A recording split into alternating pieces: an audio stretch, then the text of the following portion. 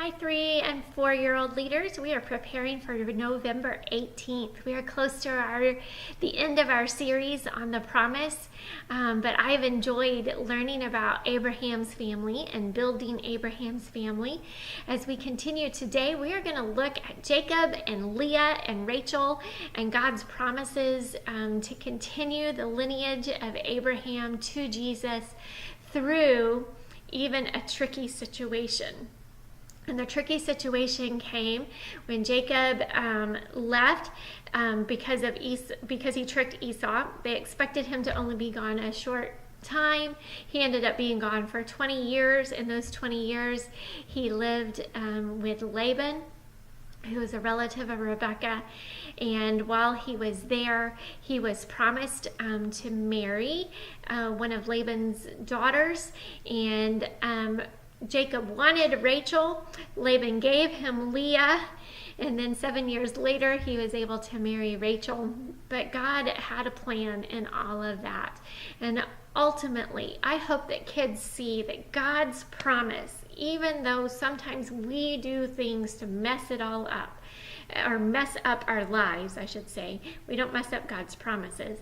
But even though we can mess up our lives, God still holds true to his promise, and he has sometimes a much bigger picture than what we can even imagine in what he has coming ahead of us. So your activity today is to help kids see that they are loved. And I would hope that all of your kids in your group can write down ways that they know they are loved. You have a piece of paper. Each kid's going to get one of these. And each of those blocks, they should be able to draw a picture of people or things that they know they are loved by. It could even be a pet, a family pet. And then also there are stickers that look like this. Each kid will get one of these stickers, and obviously one of those stickers goes in one of those boxes. And so really they only need to come up with 5 different ways that they know they are loved. You can help them write down the words as they draw in their pictures.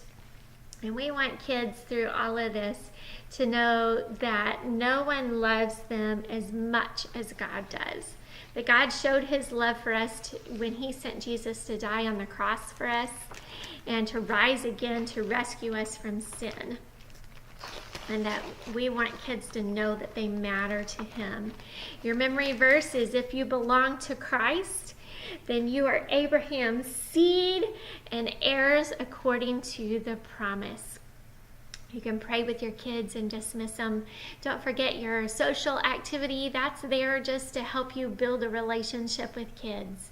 And I thank you guys for trying all these things with us and helping us grow into people who value groups and know that building relationships is how we build disciples. And so thank you for all the ways that you love on kids, that you're helping to teach the truths of Scripture to them, even in their young ages, and to set a background for them, hopefully for a life full of following God with their whole hearts. I'll talk to you guys soon. If you need me for anything, feel free to reach out to me anytime.